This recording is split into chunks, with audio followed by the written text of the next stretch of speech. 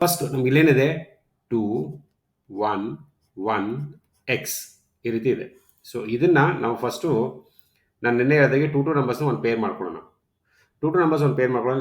ಏನಿದೆ 21. ಸೊ 21 ಅನ್ನೋದು ಯಾವ ಟೂ ನಂಬರ್ಸ್ನ ಕಾಮನ್ ಆಗಿ ಮಲ್ಟಿಪಲ್ ಮಾಡಿದ್ರೆ ಕ್ಯಾನ್ಸಲ್ ಆಗುತ್ತೆ? 3 3 ಝಾ 9, ತುಂಬ ಕಡಿಮೆ ಆಯಿತು. 4 4 ಝಾ 16, ಓಕೆ. 5 5 ಝಾ 25, ಜಾಸ್ತಿ ಆಗ್ಬಿಡುತ್ತೆ. ಅದಕ್ಕೆ 4 4 ಝಾ 16 ಅಂದರೆ ಎಷ್ಟಾಗುತ್ತೆ? 5. ಹೌದಾ? 5 ಉಳ್ಕೊಳ್ಳುತ್ತೆ. ಸೊ ನೆಕ್ಸ್ಟ್ ಈ 4ನ ಏನು ಮಾಡಬೇಕು? ಇಲ್ಲಿ 4ನ ಆ್ಯಡ್ ಮಾಡ್ತೀವಿ. ಟೋಟಲ್ ಎಷ್ಟಾಗುತ್ತೆ? 8. ಸೊ ನೆಕ್ಸ್ಟ್ ಇಲ್ಲಿ ಏನು ಮಾಡಬೇಕು? ಸೊ ಯಾವಾಗಲೂ 2 ನಂಬರ್ನ ಕೆಳಗಡೆ ತಗೋಬೇಕು. ಪಾಯಿಂಟ್ ಇಟ್ಟಾಗಲೂ 2 0 ಹಾಕೋಬೇಕು ಇಲ್ಲಿ.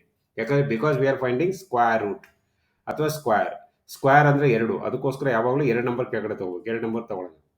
ಈಗ ಫಾರ್ ಎಕ್ಸಾಂಪಲ್ ಈಗ ನೆಕ್ಸ್ಟು 8 ಜೊತೆ ಯಾವ ನಂಬರ್ನ ಮಲ್ಟಿಪಲ್ ಮಾಡಿದ್ರೆ 51 ಕ್ಯಾನ್ಸಲ್ ಆಗ್ಬೋದು? ಸುಮ್ಮನೆ ಒಂದು ಅಪ್ರಾಕ್ಸಿಮೇಟಾಗಿ ಇದು 51 ಅಂದರೆ 5 10 ಅಂತ ಇಟ್ಕೊಳ್ಳೋಣ. 5 10 ಅಂದರೆ 8ಗೆ ಯಾವ ನಂಬರ್ ಆ್ಯಡ್ ಮಾಡಿದ್ರೆ ಕ್ಯಾನ್ಸಲ್ ಆಗುತ್ತೆ? 5 ಅಂತ ಇಟ್ಕೊಳ್ಳೋಣ. ಹೌದಾ? 5 5 ಝಾ 25, ದೆನ್ 5 8 ಝಾ 40, 40 ಪ್ಲಸ್ 2 42, ತುಂಬ ಕಡಿಮೆ ಆಯಿತು. ಸೊ ಒಂದು ಕೆಲಸ ಮಾಡೋಣ, 6 ಇಟ್ಕೊಂಡು ಟ್ರೈ ಮಾಡಿ ನೋಡೋಣ ಈಗ. ಸೊ 6 ತೊಗೊಂಡ್ರೆ ಏನು ಬರುತ್ತೆ ನೋಡೋಣ ಈಗ. 6 ಅಂತ ಬರ್ಕೊಳ್ಳಿ ಇಲ್ಲಿ, ಇಲ್ಲೂ 6 ಬರ್ಕೊಳ್ಳಿ. 6 6 ಝಾ 36, 3 ರಿಮೈಂಡರ್, 6 8 ಝಾ 48, 48 ಪ್ಲಸ್ 3 51.